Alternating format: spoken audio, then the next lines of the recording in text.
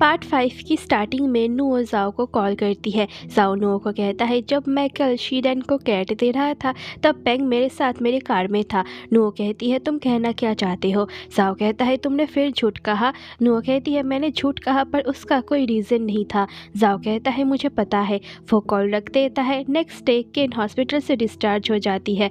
वहाँ उसके डैड आते हैं पर जाने से पहले जाओ नुओ की दादी के पास जाता है। दादी बाहर थी। जाओ उन्हें गुड बाय कहता है। ग्रैंडमा उससे खाने के लिए थैंक यू कहती है। अब तीनों किन के घर आ जाते हैं। इस तरफ नुओ की मॉम को दिखाते हैं जो एक ड्राई क्लीनिंग शॉप चलाती है। उनके हार्डवर्क को देखकर एक कस्टमर कहती है एक हेल्पर रखने के लिए, पर वो कहती है मैं हेल्पर अफोर्ड नहीं कर सकती। कस्टमर के जाने के बाद वो बाहर एक आदमी को जाते हुए देखती है। वो बाहर आके उन्हें रेंजुन कह के बुलाती है, पर वो आदमी कोई और था जो देख वो सैड होके वापस आ जाती है।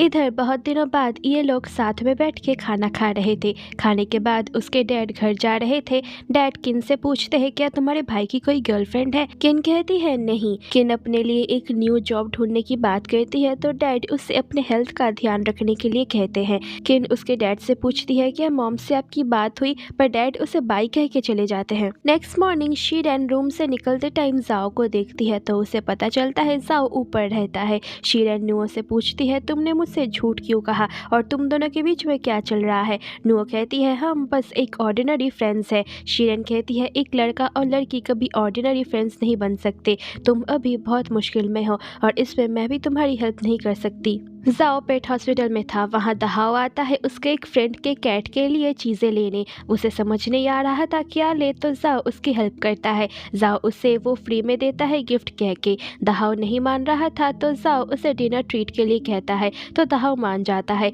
और चला जाता है। उसके जाने के बाद बॉस कहती है ये तुम्हारी सैलरी से कटेगा। रात को जाओ दहाओ के साथ डिनर कर रहा था। दहाओ खुश था तो जाओ उसे डेट करने को लेके पूछता है। दहाओ कहता है डेट नहीं बस फ्रेंड है।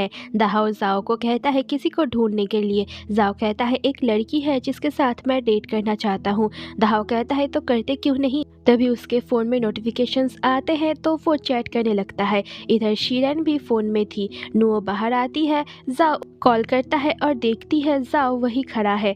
नुओ पूछती है मुझे कॉल क्यों किया? जाओ कहता है तुम्हें देखना था और आवाज़ सुननी थी और अगर ये तुम्हें अच्छा ना लगे तो मैं फिर कभी लाइन क्रॉस नहीं करूँगा। नुओ कहती है मुझे नहीं पता लाइन कितनी है या क्या करना है। जाओ उसके पास आ रहा था पर नुओ उसे रोक देती है। रोकते टाइम नुओ रो रही थी जो जाओ भी देख लेता है। फिर नुओ चली जाती है। नेक्स्ट सीन में नुओ की मॉम और पेंग की मॉम साथ में ड्रिंक कर रहे थे और आंटी लू की डिवोर्स के बारे में बात करते करते बहुत ड्रिंक कर लेते हैं और पेंग और नुओ की शादी जल्दी जल्दी करवा देने के लिए भी बात करते हैं। अब नुओ पेंग के ऑफिस के बाहर आती है। तभी उसे दहाओ देखता है और दोनों जाओ के बारे में बात करते हैं। तभी पेंग आ जाता है तो दहाओ कहता है जाओ का डिवोर्स बहुत पहले ही हो गया था, अब उसे एक लड़की पसंद आ गया है पर वो कौन है ये मैं उससे बाद में पूछूंगा। दहाओ चला जाता है। पेंग नुओ को कहता है आज तुम मेरी कंपनी में कैसे? तो नुओ कहती है तुम मुझसे बात करना चाहते थे ना? तो पेंग कहता है हाँ चलो खाना खाते हुए करेंगे।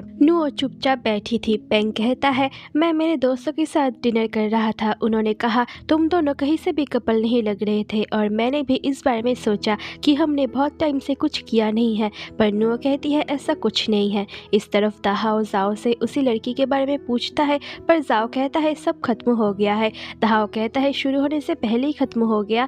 जाओ कहता है ये बहुत मुश्किल है, हम दोनों का मिलना बहुत मुश्किल है इसलिए सब खत्म हो गया। इधर पेंग नुओ से शादी के लिए कहता है तो नुओ कहती है मैंने टाइम मांगा था। पेंग पूछता है क्या तुम किसी और को पसंद करती हो? नुओ घबरा के मना करती है तो पेंग कहता है मैं मजाक कर रहा था, तुम तो सीरियस हो गई। इधर जाओ दहाओ को कहता है बस एक बार मैं अपने मन की करना चाहता हूँ। नेक्स्ट सीन में नुओ अपनी काम वाली वेडिंग शॉप पे आती है और एक वेडिंग ड्रेस को देखने लगती है। वहाँ जाओ आता है और नुओ को देख के स्माइल करता है। नुओ भी उसे देख के स्माइल करती है पर जाओ उसे देख के भागता है तो नुओ भी उसके पास जाने लगती है। वहाँ पेंग आता है और शीरन से मिलता है। पेंग ने नुओ को नहीं बताया कि वो उसे लेने आ रहा है। पेंग शीरन से मिलने के बाद नुओ को ढूंढने जाता है। जाओ पेंग को देख लेता है और चला जाता है। पेंग नुओ को रोकता है। नुओ उसे देख के शॉक हो जाती है। नुओ पेंग से कहता है बाहर वेट करने के लिए।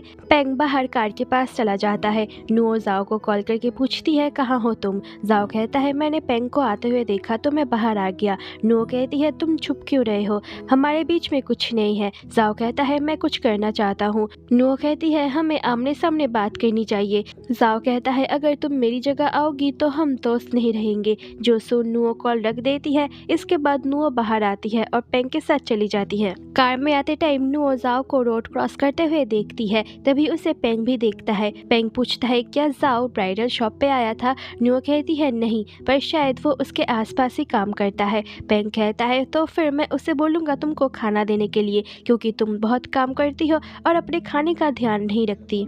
नुओ पूछती है क्या तुम्हें प्रॉब्लम नहीं मेल फ्रेंड से। पेंग कहता है नहीं, बिल्कुल नहीं, क्योंकि मेरे भी फीमेल फ्रेंड्स हैं और मुझे पता है तुम कभी मुझे नहीं छोड़ोगी। ये सुन के नुओ पेंग को कहती है चलो शादी कर ले।